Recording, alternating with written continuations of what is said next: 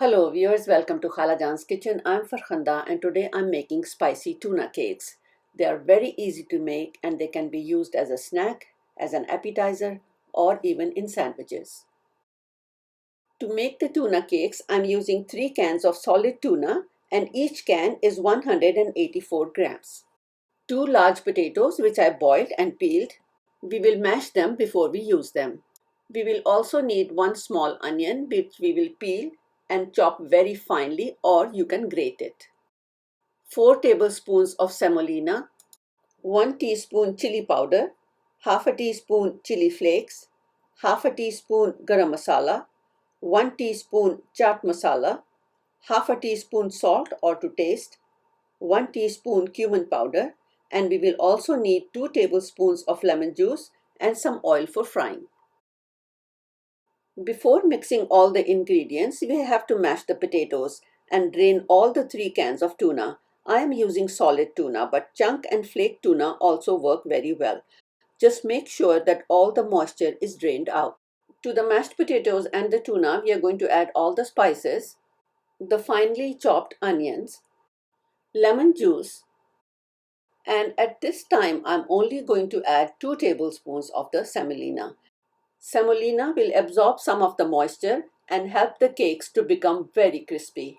If the mixture is too moist, then we will use the rest of the 2 tablespoons. Instead of semolina, you can also use ground rice. We have to mix the ingredients thoroughly and make sure that there are no large chunks of tuna left in the mixture. Otherwise, the patties will fall apart. While mixing the ingredients, I felt the mixture was still too moist, so I added the rest of the 2 tablespoons of semolina. I moistened my hands with some water and took 2 to 2.5 tablespoons of the mixture and formed them into round flat patties. We will form the rest of the patties in the same way. From this mixture, I got 16 patties, and now we are going to start to fry them. I placed a frying pan on medium-high heat and added oil about half to 3/4 of an inch deep. And when it was heated, then we are going to add the patties very carefully. We are going to cook them on one side for 2.5 to 3 minutes and then turn them over very carefully. You can cook them for about half a minute or a minute more to get darker color. We will cook them on the other side for 2 to 3 minutes more and then take them out and place them on paper towel to drain. If you wish, you can deep fry these tuna cakes as well.